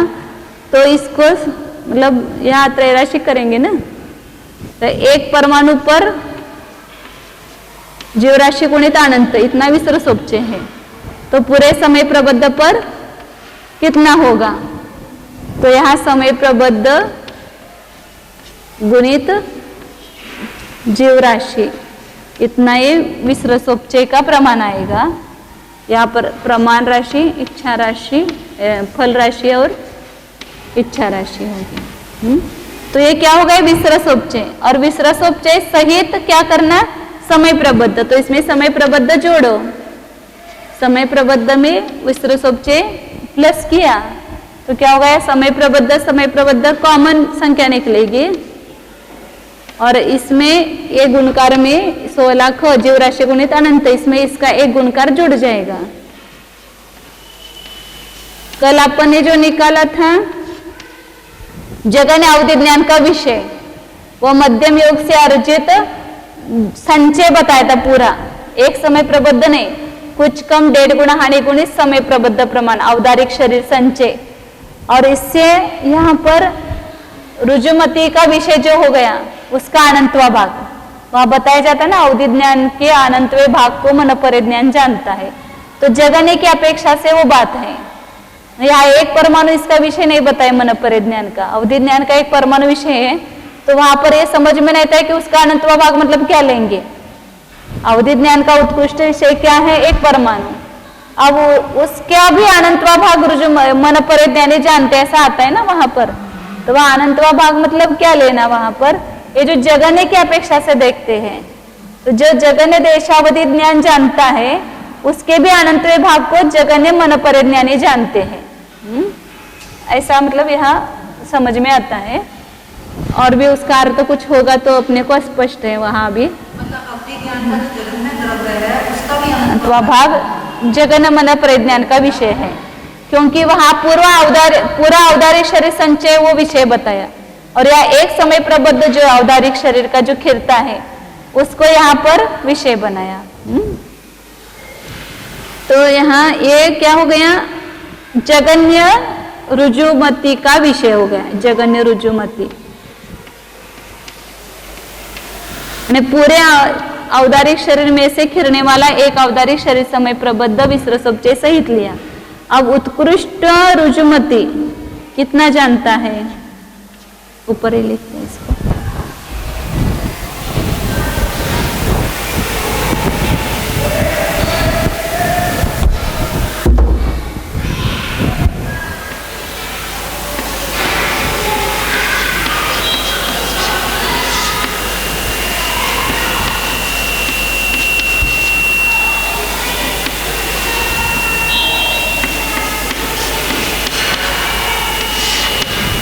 तो एक केवल चक्षुरेंद्रिय से निर्जीर्ण जो समय प्रबद्ध है उसका समय प्रबद्ध का भाग आएगा, उतने द्रव्य को उत्कृष्ट रजुमति जानते हैं। तो वहां पर चक्षुरेंद्रिय की अवगाना जो है उसको पहले नहीं लिखेंगे, वहां कितनी अवगाना उसकी, गणांगुल का असंख्यात्वा भाग है सामान्य रूप से, लेकिन आगे की जो इंद्रिया है उनसे छोटी है अवगाना। चक्षुरेंद्रिय से कौन बड़ी है, शायद घ्राणेन्द्रिय है, अभी मुझे भी थोड़ा याद नहीं क्रम, घ्राणेन्द्रिय फिर रसनेन्द्रिय फिर कर्णेन्द्रिय से 4 इंद्रिय जो है वो उससे संख्यात गुणित अवगाना है। और चक्षुरेंद्रिय से घ्राणेन्द्रिय जो असंख्यात गुणित है, तो कितने असंख्यात गुणित है, वो पल्ले का असंख्यात भाग, तो घनांगुल को पल्ले के असंख्यात भाग से भाग दिया। फिर आगे की इंद्रिय से संख्यात गुणित है इसलिए संख्यात का भाग दिया, और उससे वह अधिक है जिह्वा इंद्रिय, अभी मुझे भी देखना था इस समय भूल गई, बाद में बताऊंगी आपको। फिर पल्ले के असंख्यात्वे एक अधिक पल्ले के असंख्यात्वे भाग का भाग दिया, और एक पल्ले के असंख्यात्वे भाग से गुना किया। बहुभाग एक भाग निकालते ना, उसके लिए इंद्रिय मार्गणा में इंद्रियों का जो अवगाना बताई है वो सबसे छोटी अवगाना किसके, चक्षुष की, इससे संख्यात गुणे अवगाना है कर्णेंद्रिय की, इससे पल्ले का असंख्यात्वा भाग अधिक इसकी है घ्राणेन्द्रिय की, और उससे संख्यात गुणी रसनेन्द्रिय की अवगाना है। ऐसे याद रखना पड़ेगा, चक्षु कर्ण घ्राण और रसनेन्द्रिय, ऐसे उसकी बड़ी बड़ी अवगाना होती गई है। तो सब घनांगुल का असंख्यात्वा भाग है सबकी अवगाना, लेकिन यहाँ पर इस 4 की अपेक्षा से मतलब रसनेन्द्रिय से बड़ी है, छोटी है, घ्राणेन्द्रिय से कर्णेन्द्रिय छोटी और कर्णेन्द्रिय से चक्षुरेंद्रिय छोटी है। तो इसलिए यहाँ पर चक्षुरेंद्रिय की अवगाना जो है इसमें सब इतने बढ़ गए। सामान्य से ऐसा कहो तो भी चलता है, रसनेन्द्रिय जो है चक्षुरेंद्रिय की अवगाना जो है इससे कर्णेन्द्रिय की अवगाना संख्यात गुणी होगी, तब क्या होगा, यहाँ अपन संख्यात से गुना करेंगे समझो, तो यहाँ एक और ये निकल जाएगा, तो इसकी शेष रही वो श्रोत्रेंद्रिय की अवगाना होगी। फिर घ्राणेन्द्रिय की अवगाना पल्ले के असंख्यात्वे भाग अधिक है, तो इसको पल्ले के असंख्यात्वे भाग का भाग देंगे, और फिर वहां पर इसी में मिलाएंगे। तो जैसे अपने अवगाना में देखा ना, जहां अधिक का प्रमाण आता है तो ऊपर का अवली का असंख्यात्व भाग का अपवर्तन होता है, और एक अधिक पल्ले के अवली के असंख्यात्व भाग का अपवर्तन होता है, अधिक जब करना है ना। मतलब अब ये सब इंद्रिय मार्गना में आया है, अभी यहाँ पर ये समझना हो तो एक बार बता दूंगी। इसमें क्या करना है, इसी का मतलब ये पल्ले का असंख्यात्व भाग अधिक करना है, जो चक्षुरेंद्रिय घ्राण इसकी कर्णेंद्रिय की अवगाना है उसमें पल्ले के असंख्यात्व भाग का भाग दे करके इसी में मिलाना है, इसमें ये मिलाना है, इसका ही पल्ले का असंख्यात्व भाग इसमें मिलाएंगे तो वह घ्राणेन्द्रिय की अवगाना होती है। तो ये प्लस करने के लिए क्या करेंगे, यहाँ पर ये पल्ले का असंख्यात्व भाग यहाँ एक अधिक है, तो यहाँ पल्ले के असंख्यात्व भाग का भाग देंगे और पल्ले के असंख्यात्व भाग का गुना करेंगे समच्छेद करने के लिए। फिर यहाँ दोनों संख्याओं को समान निकाल करके क्या हो जाएगा, यहाँ पर ये एक पल्ले के असंख्यातवें भाग का अपवर्तन हो जाएगा ना, पहले बाद में करते हैं, बाद में कर देंगे, इधर कर सकते हैं। पल्ले का असंख्यातवा भाग, एक कॉमन संख्या निकाली, ये कॉमन संख्या यहाँ तक हो गई। अब इसका पल्ले का असंख्यातवें भाग का गुणकार है, उसमें यहाँ का एक गुणकार जुड़ जाएगा। तो पल्ले का असंख्यातवा भाग अधिक एक जुड़ गया। तो यहाँ एक अधिक पल्ले का असंख्यातवा भाग और एक अधिक पल्ले का असंख्यातवा भाग, और ये पल्ले का असंख्यातवा भाग ये निकल जाएगा। तो किसकी अवगाहना रहती है? घ्राणेन्द्रिय की। घनांगुल भागिले पल्ले का असंख्यातवा भाग भागिले संख्यात, और घ्राणेन्द्रिय से रसनेन्द्रिय की, जिह्वा इंद्रिय की अवगाहना संख्यात गुनी है, तो इसको संख्यात का गुना देते हैं, तो ये संख्यात निकल जाता है। तो ये घनांगुल भागिले पल्ले का असंख्यातवा भाग, ये सबसे बड़ी अवगाहना जिह्वान्द्रिय की बताई। फिर भी वह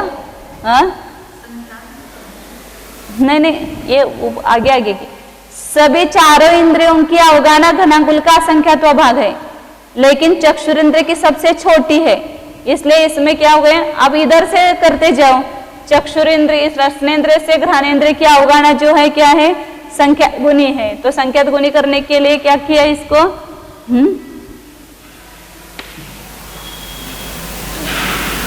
संख्यात का भाग देंगे ना, भाग कम हो जाएगा तो ना, इधर संख्यात गुणीहीन हो जाएगी ना। रसनेन्द्रिय से घ्राणेन्द्रिय की अवगणना संख्यात गुणीहीन होगी तो संख्यात का भाग आएगा, उससे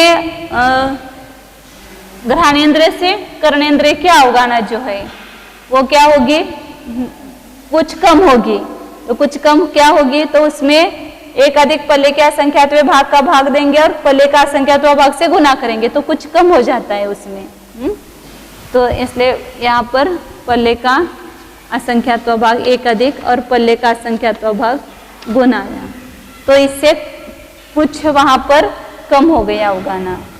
तो बड़ा भाग दिया और वो गुणकर छोटा हुआ ना, 5 का भाग दिया और 4 का गुना किया। अधिक करना है तो 4 का भाग देंगे, 5 से गुना करेंगे। और कर्णेन्द्रिय से चक्षुरेंद्रिय की संख्यात गुणहीन है, इसलिए एक बार वापस संख्यात का भाग आएगा, तो ये चक्षुरेंद्रिय की अवगाहना हुई ना। दीदी कोई तो गारंटी मानोगे, हाँ, कोई तो चीज फिक्स मानोगे तब ये निकालोगे। क्या फिक्स निकालेंगे? आपने मसला की फिक्स मानी उससे फिर आपने सब घनांगुल का असंख्यातवा भाग है, ये बताया ना। फिक्स क्या है? सभी घनांगुल का असंख्यातवा भाग, लेकिन उसमें छोटा बड़ा दिखाना है, तो चक्षुरेंद्रिय की सबसे छोटी है। अभी जैसे अपन ये अवगाहना सब देखी थी ना, तो वहां सूक्ष्म निगोद लब्ध पर्याप्तक से लेकर के अप्रतिष्ठित प्रत्येक वनस्पति की पर्याप्त की जगन्य अवगाहना तक सभी अवगाहनाएं हैं, घनांगुल का असंख्यातवा भाग है, लेकिन परस्पर में कम ज्यादा है, तो उसको दिखाने के लिए संख्यात का और असंख्यात के भाग देते गए ना वहां पर। तो ये सब, तो चक्षुरेंद्रिय की अवगाहना कितनी बताइए? घनांगुल भागिले पल्ले का असंख्यातवा भाग, ये मतलब एक रसनेन्द्रिय की हो गई, उससे उसका संख्यात गुणाहीन घ्राणेन्द्रिय की हो गई, उससे संख्यात गुणाहीन वो चक्षुरेंद्रिय की है, और बीच में वो है संख्यातवा असंख्यातवा भाग कम है। तो ये चक्षुरेंद्रिय की अवगाहना बताई है। तो इतने प्रदेशों से चक्षुरेंद्रिय ने जितना जगह व्याप्त की है, उतने में से जितने नौकर्म खिरेंगे उतने द्रव्य को उत्कृष्ट रुजुमती ज्ञान जानता है। ये पूरे शरीर में से खिरे हुए और ये केवल चक्षुरेंद्रिय के स्थान से खिरे हुए, इतने औदारिक शरीर परमाणु हो गए, तो उनको उत्कृष्ट रुजुमती ज्ञानी जानते हैं। यहाँ पर अब अपन ने चक्षुरेंद्रिय की अवगाहना निकाली, तो यहाँ त्रैराशि करेंगे ना, तो द्रव्य का प्रमाण क्या आएगा? पूरे शरीर में से इतना द्रव्य निकलता है, तो इतनी जगह से कितना निकलेगा? ऐसे त्रैराशि करो। तो समय प्रबद्ध पूरा जो शरीर, औदारिक शरीर की जो अवगाहना है वो कितनी है? संख्यात घनांगुल है। प्रमाण राशि संख्यात घनांगुल, इतने में से फल राशि क्या है? इतना खिरता है समय प्रबद्ध।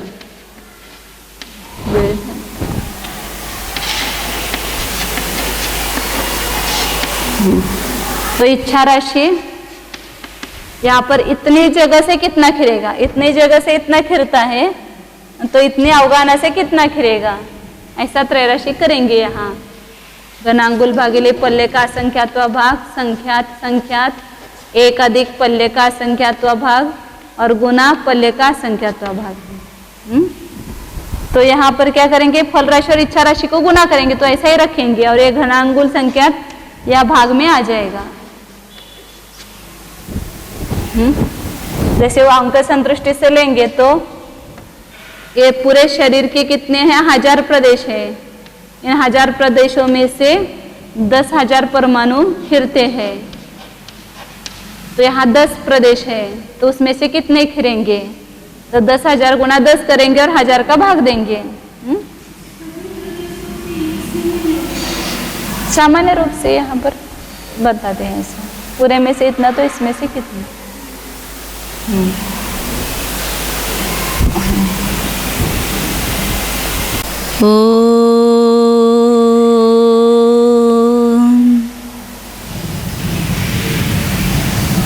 जानिए यह मैं शुद्ध चैतन्यमय जीव ही हूँ।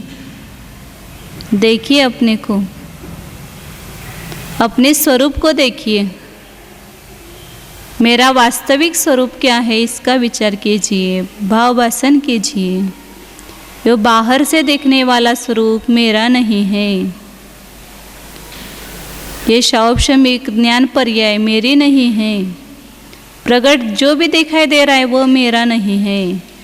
मैं तो अदृश्य अंतरंग में स्वानुभवगम्य पदार्थ हूँ।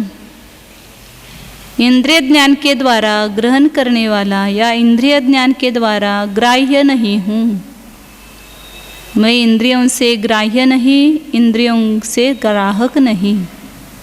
जानिए मैं स्वानुभवगम्य प्रत्यक्ष पदार्थ हूँ। अतीन्द्रिय ज्ञान स्वरूप हूँ।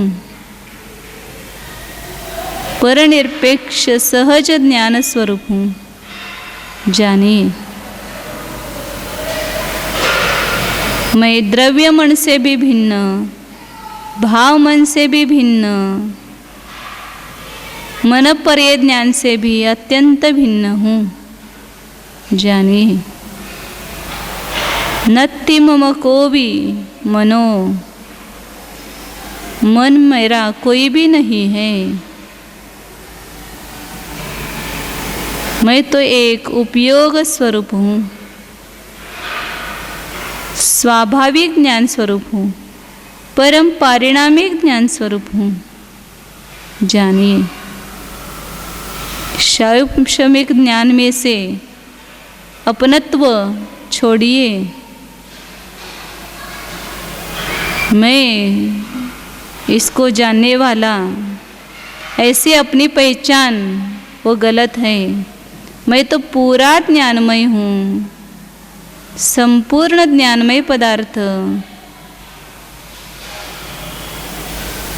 मैं ज्ञान को ही जानता हूँ, निय को नहीं। जानिए ज्ञानानंद स्वरूप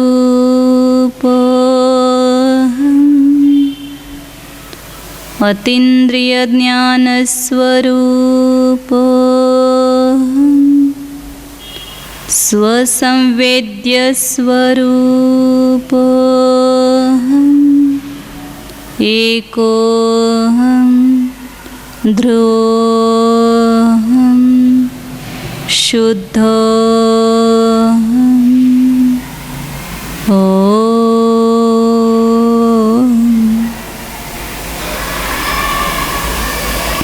विसर्जन।